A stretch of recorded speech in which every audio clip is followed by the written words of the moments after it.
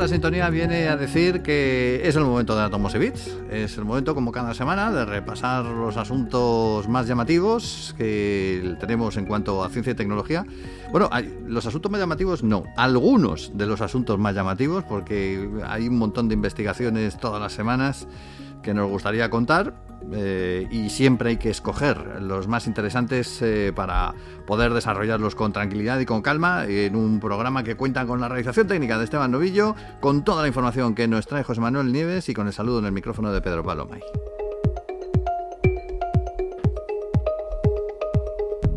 Conectamos ya con nuestro experto en todo lo que tiene que ver con ciencia, con José Manuel. ¿Cómo estás, señor, esta semana? ¿Cómo va la cosa? ¿Qué tal, Pedro Pablo? Muy bien. Hoy que vamos a hablar de dos cosas que nos apasionan. Por un lado los agujeros negros y por otro lado nuestro propio planeta, porque en más de una ocasión nos hemos referido a ese super agujero negro enorme que hay en el centro de nuestra galaxia o por el espacio perdido de Dios, pero ahora resulta que también tenemos agujeros negros dentro de la Tierra, pero ¿esto qué es? Pequeños agujeros negros. A ver. Es una posibilidad, pero es una posibilidad muy, muy bonita, ¿no? Y por eso traigo este tema, ¿no? Porque tú fíjate, estamos refiriéndonos en primer lugar a un tipo de agujeros negros que son microscópicos, Sí. y que sobre todo son teóricos. Eso quiere decir que están previstos por la teoría, o sea, su existencia está permitida por las ecuaciones de Einstein, pero nadie ha conseguido verlos en la realidad todavía. Ajá. Esto a mí no me asusta porque es exactamente la misma situación que los agujeros negros normales hasta el año 1967 que Stephen Hawking descubrió el primero. Mm. Pero claro, esto quiere decir que hasta el año 1967 los agujeros negros en general eran objetos teóricos que nadie había visto nunca. Es más, había muchísimos científicos que decían que era imposible que una aberración tan grande como la que es un agujero negro pudiera ser fruto de la naturaleza. Decían que eso no podía ser. Y de repente no solo pudo ser, sino que hemos visto que los hay por todas partes.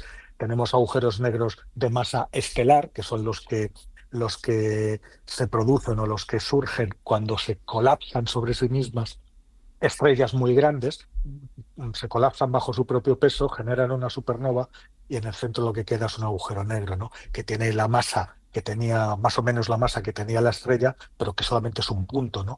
Esos los conocemos y conocemos muchísimos.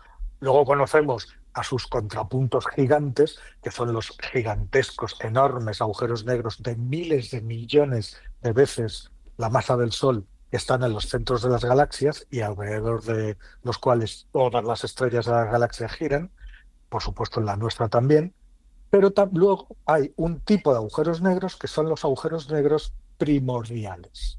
Y estos mini agujeros negros son de tamaño microscópico, por tanto serían microagujeros negros en el reino cuántico, es decir, en el reino de las partículas atómicas, tan pequeños son. Sí. ¿Y cómo se habrían formado estos agujeros negros? Pues durante el Big Bang. ¿Y cómo se habrían formado? Pues de la misma manera que una estrella muy masiva se colapsa bajo su propio peso y al final da lugar a una rotura en el espacio-tiempo, que es un agujero negro que se lo empieza a tragar todo, pues en el universo recién nacido, que no, fíjate, imagínate, todo surgió de un punto, tenemos el Big Bang y podemos imaginarlo como una esfera que se expande. Uh-huh. Vale, pero al principio esa esfera es pequeña, pero ya contiene toda la materia que tiene el universo. Eso quiere decir que la densidad de esa materia en ese espacio muchísimo más pequeño que el que hay ahora, pues será enorme. Entonces, en determinadas regiones de toda esta sopa súper densa, pues podría haber un poco más de densidad y se habrían formado mini bolsas de materia que habrían colapsado en diminutos agujeros negros, exactamente igual que mucho más tiempo después hacen las estrellas, ¿no? Uh-huh. Entonces, esta oleada gigantesca de mini agujeros negros habría surgido, serían los más numerosos de todos, ¿no?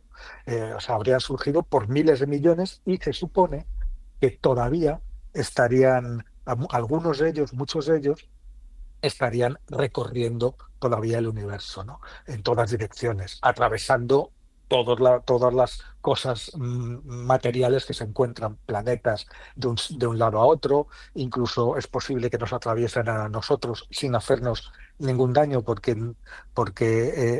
la carne humana y los huesos, si nos atravesara un agujero negro de ese, de ese calibre, el túnel, digámoslo así, que haría de una parte a otra de nuestro cuerpo se cerraría inmediatamente, porque nuestro tejido no es rígido, ¿no? Sin embargo, en una roca o en un trozo de metal, ese túnel se quedaría abierto, ¿no? Ya. Bueno, pues a ver, resulta que estos agujeros negros primordiales, eh, pues resulta que son excelentes candidatos para solucionar varias de las cuestiones importantes, los misterios importantes que quedan sobre el universo. Por ejemplo, podrían ser la tan buscada materia oscura, ya sabes, Mm, ese otro tipo de materia que nadie consigue ver porque no emite ningún tipo de radiación, con lo cual ninguno de nuestros instrumentos la capta, pero que sabemos que está ahí porque ejerce gravedad. Y, es decir, podemos calcular cuánta hay por la cantidad de gravedad que ejerce sobre los objetos normales que sí podemos ver, como estrellas, galaxias, etcétera, que no se moverían como se mueven si no hubiera esa materia oscura que está empujándolos o atrayéndolos con su gravedad, ¿no? ya. Bueno, pues podría ser, ¿no? Podría ser un candidato, estos microagujeros negros podrían ser un candidato a la materia oscura. Y también podría ser una fuente importante de otra cosa que los científicos buscan desesperadamente, que son las ondas gravitacionales primordiales, es decir, las que surgieron directamente del Big Bang. Mm, Sabes que las ondas gravitacionales estaban predichas por Einstein hace más de 100 años sí. y son unas ondulaciones en el tejido espaciotemporal producidas por eventos muy violentos, como por ejemplo la colisión de dos agujeros negros o de dos estrellas de neutrones o del estallido de una supernova que generan es como un mazazo sobre la piel de un tambor, y entonces generan estas ondas que se transmiten por el universo en todas direcciones a la velocidad de la luz, ¿no? Podríamos pensar en ellas como las ondas cuando tiras una piedra a un estanque, las ondas que se forman alrededor que llegan hasta la orilla, ¿no? Bueno, pues hasta 2016 no se detectaron con un detector de ondas gravitacionales, el LIGO, no se detectaron por primera vez estas ondas gravitacionales, pero claro, inmediatamente empezó la duda de decir, oye, si dos agujeros negros chocando generan ondas gravitacionales, si cualquier fenómeno violento genera ondas gravitacionales, imagínate qué pedazo de ondas gravitacionales tuvo que generar el Big Bang. Claro. Vamos a buscarlas. Son muy difíciles de encontrar. ¿Por qué?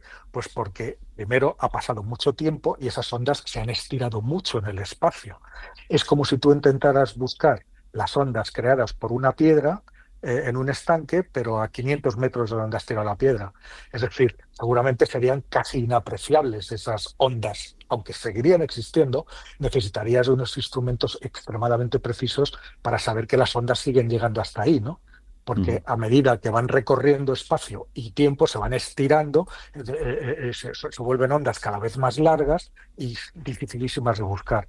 Bueno, pues estos microagujeros negros también podrían ser una fuente fantástica para buscar las ondas gravitacionales del Big Bang. Y podríamos preguntarnos para qué sirven realmente esas ondas gravitacionales. Pues hombre, nos van a servir para poder ver mucho más lejos en la historia del universo, o sea, mucho más cerca del principio de lo que vemos ahora.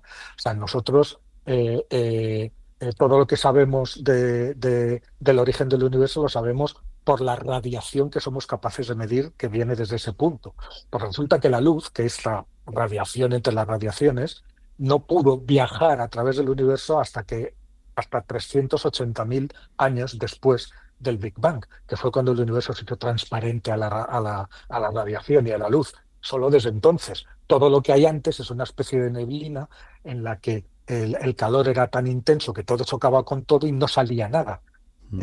Bueno, pues con las ondas gravitacionales podemos entrar dentro de esa neblina, ver exactamente las características que tenía y llegar casi casi hasta el mismísimo momento del Big Bang, ¿no? O Ya. sea, todo eso nos lo pueden enseñar estos agujeros negros primordiales. Claro, dicho todo esto, todo lo cual, pues no resulta extraño que los científicos lleven décadas fascinados por estos agujeros negros primordiales y que y que fíjate que fueron predichos en 1966, o sea, no te creas, ¿no?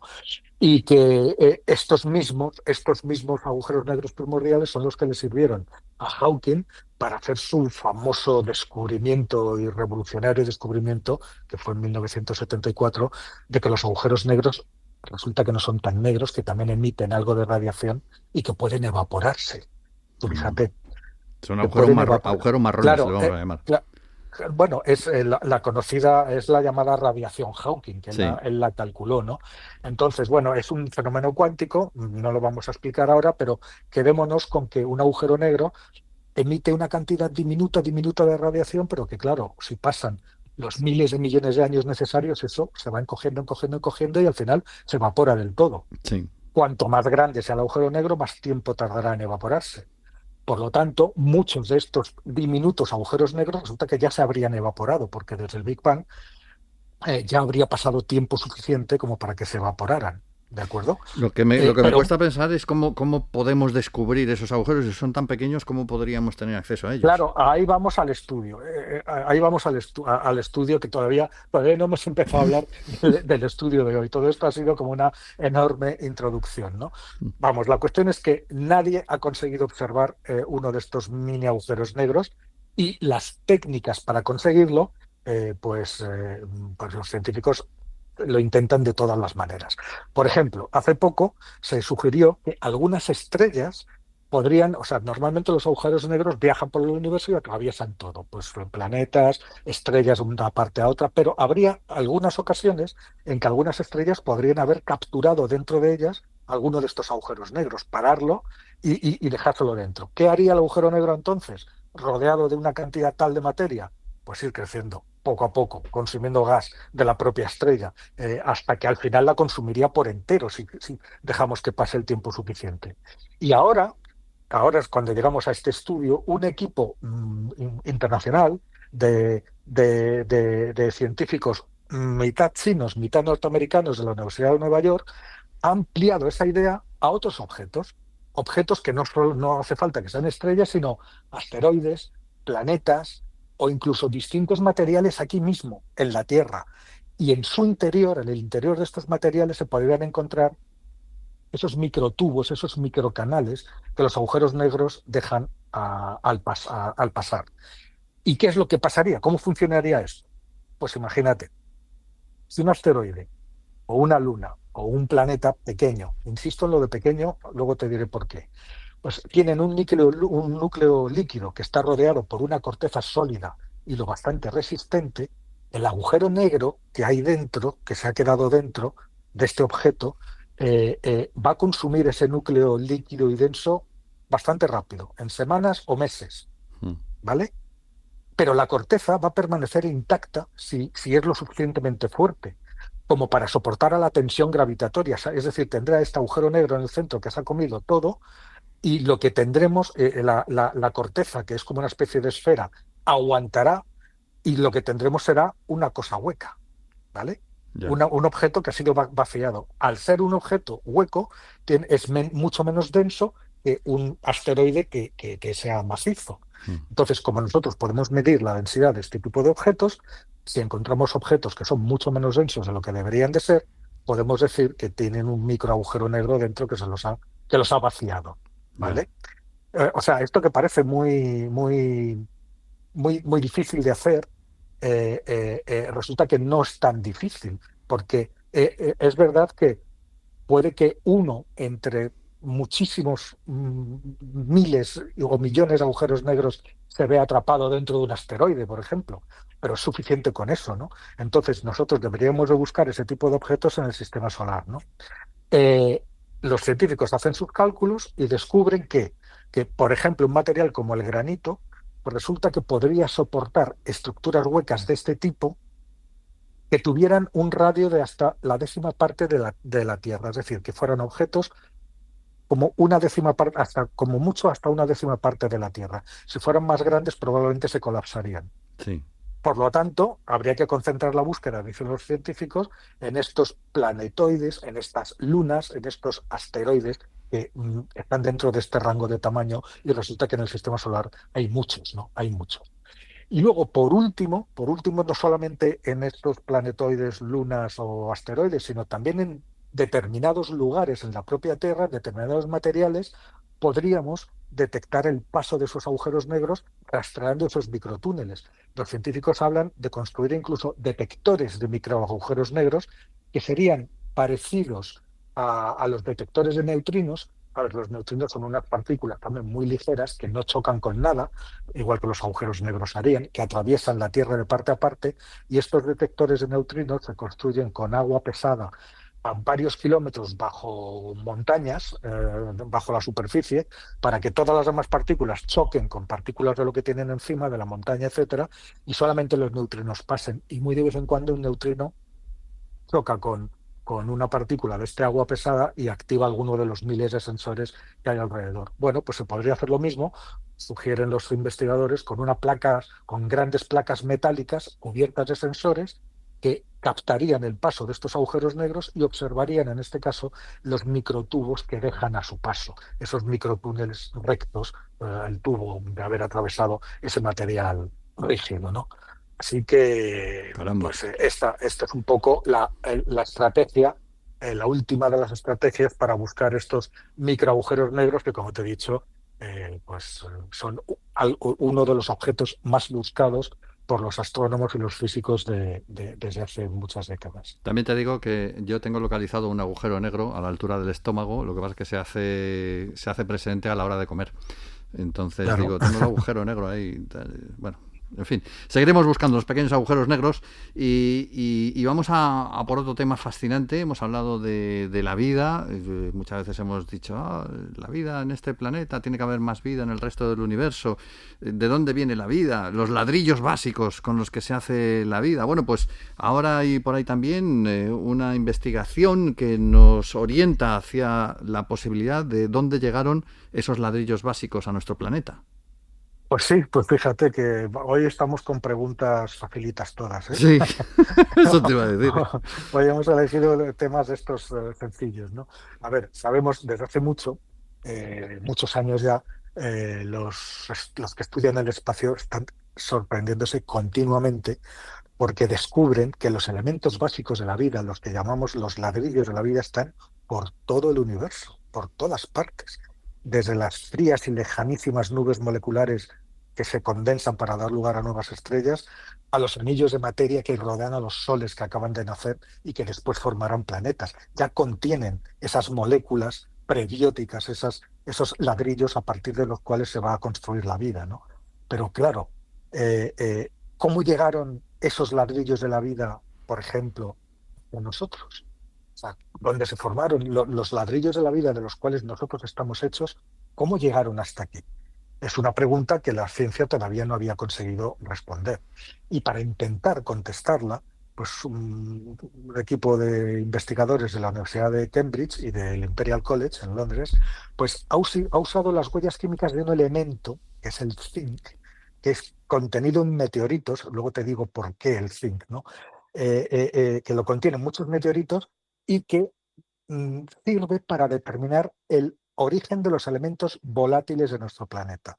¿Qué es un elemento volátil? Un elemento volátil es todo aquel que en presencia de una temperatura elevada se gasifica, ¿vale? Y son imprescindibles para la vida. Tenemos el oxígeno, el aire, el agua. Es decir, los resultados de este estudio sugieren que aquí te voy a introducir un concepto que son los asteroides no fundidos, ¿vale? Si no hubiéramos tenido Explícanos eso. asteroides no fundidos, ahora te explicaré lo que son, pues lo más probable es que no hubiera habido suficientes de estos componentes en la Tierra para que la vida surgiera, ¿no? Vamos a ver, como te he dicho, los elementos son compuestos que se convierten en vapor a temperaturas, pues digamos que no hace falta que sean muy altas, relativamente bajas. Y eso, por supuesto, incluye los 6 elementos más comunes en los organismos vivos y el agua. ¿Vale? Sí. Eligieron el zinc de los meteoritos, ¿por qué? Pues porque tiene una composición química única y esa composición puede usarse para identificar las fuentes, es decir, de dónde proceden todos estos elementos volátiles que tenemos en la Tierra, ¿vale? Mm.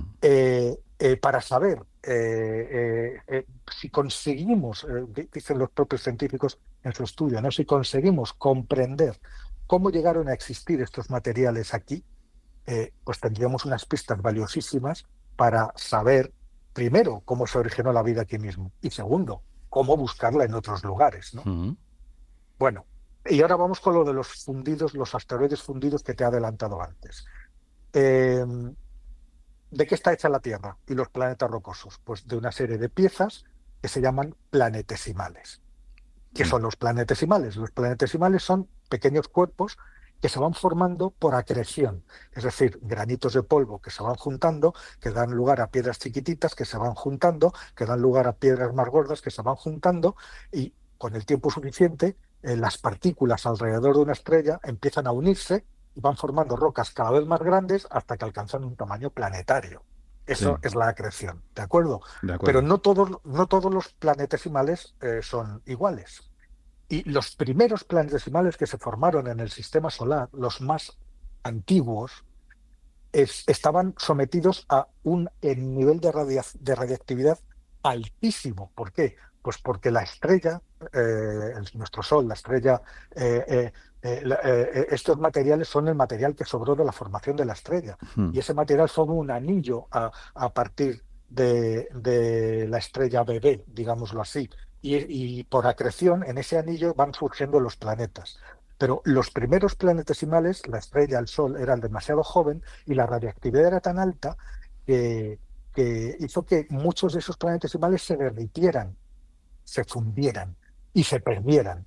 Y por lo tanto se perdieron prácticamente todos sus volátiles, ¿vale? Sin embargo, hay otros planetesimales, otro tipo de planetesimales que se formaron después, cuando esa radiactividad inicial ya había terminado. Y eso les permitió sobrevivir a la fusión, no se fundieron y lo más importante para nosotros, conservaron sus elementos volátiles. Es decir, si no hubiera habido muchos de estos no fundidos, por eso los fundidos son los que surgieron al principio, pues probablemente no habría habido los volátiles suficientes alrededor del Sol recién nacido como para que esos elementos llegaran a la Tierra, ¿no? Mm. O sea, esa es la cuestión. Entonces, ¿qué hicieron los científicos? Observar las distintas formas de zinc que llegaron a la Tierra desde estos planetesimales. ¿Y cómo lo hicieron? Pues midieron las cantidades de zinc en un montón de meteoritos distintos, en muchas muestras, y utilizaron los datos para hacer un modelo que refleja cómo la Tierra fue obteniendo su zinc. Y lo que hicieron fue rastrear todo este periodo de acreción de nuestro planeta, que es un proceso que duró varios millones de años, y los resultados dicen que si bien los planetesimales fundidos, los que fundieron al principio, contribuyeron a la masa de la Tierra total en un 70%, es decir, los fundidos, digámoslo así, no tenían volátiles, pero sí tenían roca, y esa roca forma hasta el 70% de la masa total de la Tierra, Sí. pero solo le proporcionaron un 10% de su zinc, rico en volátiles. Es decir, según este modelo, el resto del zinc y de los volátiles que hay en la Tierra viene de materiales que no se fundieron, los que surgieron después de esa radiactividad inicial y que pudieron conservar sus volátiles. Es decir, estos hallazgos sugieren que los materiales no fundidos fueron una fuente esencial de volátiles para el planeta y que sin ellos no se habría podido producir la vida. Fíjate. Vamos a ver, eh, ¿esto qué quiere decir? Pues que como sabemos que la distancia entre un planeta y la estrella determina las condiciones para que ese planeta tenga agua líquida o no la tenga, pues no tenemos más que observar en otros lugares eh, qué cantidad de planetoides o de planetesimales hay y de qué tipo son para saber si ese planeta va a tener o no va a tener posibilidades de tener vida, ¿no? Es decir, esta capacidad de rastrear los elementos a lo largo de millones de años, de miles de millones de años, pues promete ser una herramienta fabulosa para la búsqueda de vida en otros mundos, ¿no? Podemos hacer lo mismo, aplicarle este estudio a Marte, a ver qué es lo que nos sale, ¿no? O incluso para mundos fuera del sistema solar. ¿Y se está haciendo ya? ¿Se va a utilizar esta herramienta ya a Claro, corto se está plazo? empezando a utilizar, se está empezando a utilizar, pero tú fíjate, a mí lo que me sorprende siempre es el ingenio que tienen los científicos, cómo, cómo es posible que sean capaces de aprovechar el estudio simplemente del zinc, Sí. elegir el zinc como material de estudio y a partir del estudio del zinc y de los volátiles que contiene, determinar todo esto que te he contado, ¿no? Mm. Es decir, la imaginación, la capacidad de buscar caminos para plantear las preguntas y para intentar responderlas es la mayor de las capacidades que tiene el ser humano, sin duda alguna. Vamos. Sí, la verdad es que sí. Pues luego el cine lo resuelve con un extraterrestre que viene y se muere aquí, como en Prometheus, pero Claro, en la realidad hay que elogiar muchas veces que las carreras de ciencias muchas veces se dicen, no, bueno, es que no tienen creatividad porque lo que hacen es estudiar. Bueno, es que tienen una creatividad extraordinaria porque tienen que desarrollar métodos para descubrir lo claro, que no se ha pero descubierto. claro, los que las tienen, o sea, los que tienen esa creatividad y se atreven con cosas imposibles en la época en la que las plantean, pues Sí. son los que hacen que esto avance mucho, ¿no? Todos los grandes científicos plantearon algo revolucionario, ¿no? Pues ahí Es, queda. es, es fantástico, sí. Sí, ahí queda la historia de los ladrillos, de cómo pudieron llegar y la investigación del zinc. Y me temo que nos hemos comido el tiempo, ¿no? Y efectivamente te me has adelantado en el bucle espacio-temporal porque te iba a decir que nos hemos comido el tiempo, así que dejaremos la tecnología para el próximo programa porque además los dos temas de los que hemos hablado hoy merecían la pena explicarlos con tranquilidad y han quedado muy bien explicaditos para seguir sorprendiéndonos ante las posibilidades del universo que nos rodea por todas partes y que es una aventura increíble esta en la que estamos Eso es, metidos. José eso Manuel es. Nieves, ahí le tienen, lo sabe todo, o casi todo, de lo que hay que saber, de la ciencia Bueno, y de la tecnología, bueno, me dirás que no. Y bueno, y te agradecemos que hayas estado con nosotros una semana más en el programa, en Átomos y Bits. por supuesto, y el martes que viene, más todavía, el viernes que viene. Ahí estamos. Y la realización técnica que ha corrido a cambio de Esteban Novillo, el saludo en el micrófono de Pedro Pablo May. Volvemos en 7 días más.